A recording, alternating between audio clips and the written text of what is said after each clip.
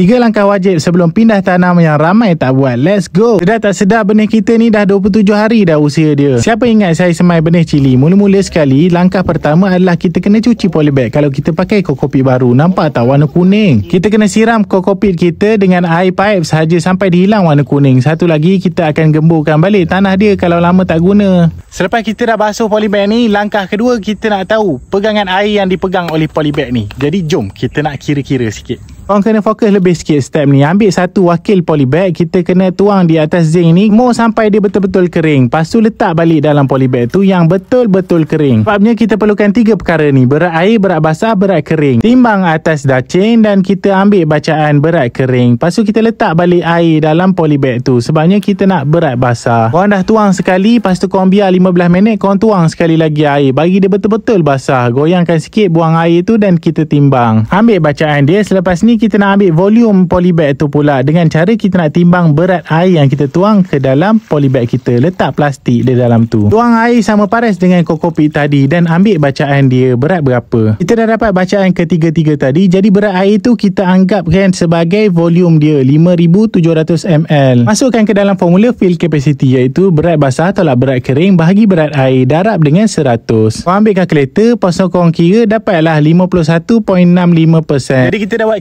kira air yang dipegang oleh polybag kokopit baru ni adalah 50%. Jadi kita naklah 45 hingga 55% sahaja untuk polybag bulat ni. Kalau dia lebih pada itu, dia akan menyebabkan kerosakan kepada pokok kita. Kalau dia lebih, selalunya akar akan jadi lemas sebabnya air banyak sangat dan pokok akan jadi overstress. Sebelum kita nak pergi ke step yang ketiga iaitu kita nak check kita punya piping dulu. Kita akan on guna smart switch. Korang tengok ni So kita akan tekan ni. Okay, sure. Nampak air keluar.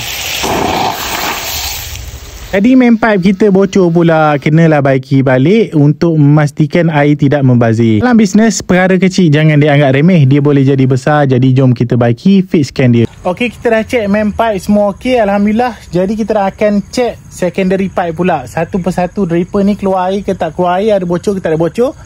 Jadi kita akan lakukan esok. Yang step yang ketiga adalah sanitize. Esok kita akan buat sekali. Kita akan sanitize benda ni. Lagi-lagi polybag lama, kena sanitize. Banyak kuman, banyak bakteria, banyak virus, banyak patogen. Kita tak nak benda tu. Jadi siapa nak part 2 untuk kita sanitize, komen kat bawah. Bye. Assalamualaikum.